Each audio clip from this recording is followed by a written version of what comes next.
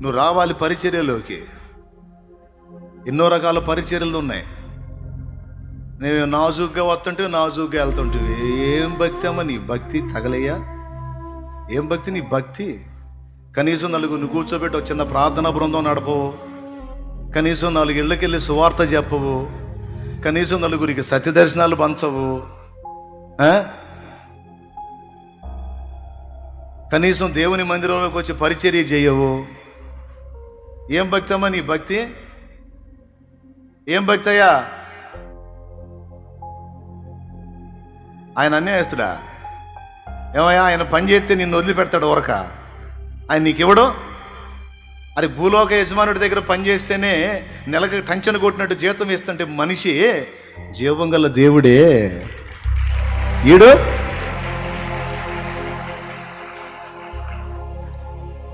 పట్టెడు అన్నం లేదు, నూకలు తిన్నా. నూకలు పెట్టాడు, ఒకరోజు అవి కూడా లేకుండా చేశాడు. అసలు ఈడేం చేస్తాడు? ఏం చేస్తాం? ఏంది నీకే స్తోత్రం అని కూర్చున్నా.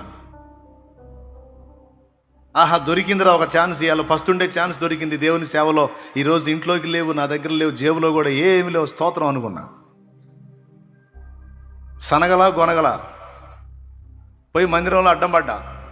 స్తోత్రం ప్రభా, హల్లెలూయా. నా సాక్ష్య జీవితంలో కూడా నీ సేవలో ఒకరోజు ఫస్ట్ ఉండే ఛాన్స్ వచ్చింది, నీకు వందనాలు అనుకున్నా. అది కూడా దక్కనిలా నాకు, అది కూడా దక్కనిలా. అప్పుడే వచ్చాడు ఒక తమ్ముడు, కొత్తగా చర్చికి వస్తున్నాడు. అన్న పోదాంపా అన్నాడు. ఎక్కడికి నాయనా అన్నాను. సెంటర్కి పోదాంపా, ఓ టీ తాగుదాం అన్నాడు. నేను రాలేనా, నీరసంగా ఉంది, నువ్వు వెళ్ళన్నా అన్న. రానా అన్నాడు. మళ్ళీ కొత్తగా వస్తున్నాడుగా, మళ్ళీ ఆత్మ ఎక్కడ తేడా పడతాడో ఆయన ఆనందం కోసం పోవాలా. పొయ్యా అడ్డోడి దగ్గర కళ్యాణి హోటల్ అప్పుడు రన్నింగ్లో ఉంది. హోటల్లోకి వెళ్ళా చాయ్ తిప్పుదామని.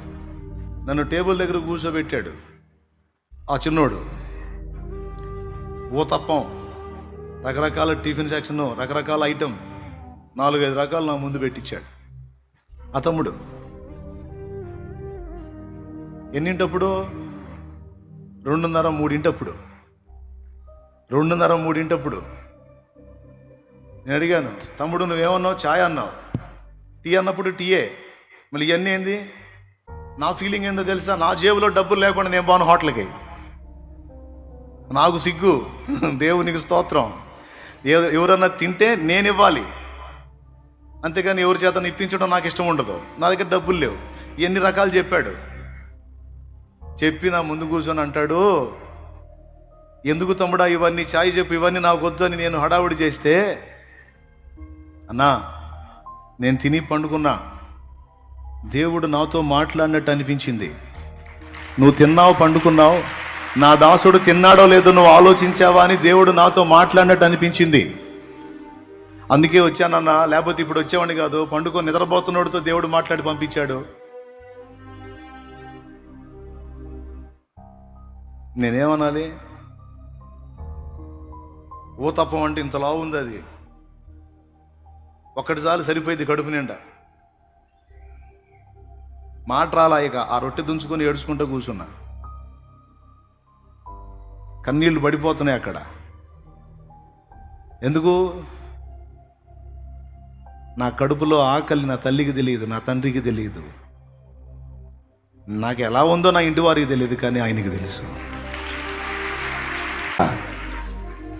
అంత న్యాయం లేనోడా? పట్టడమ్మా.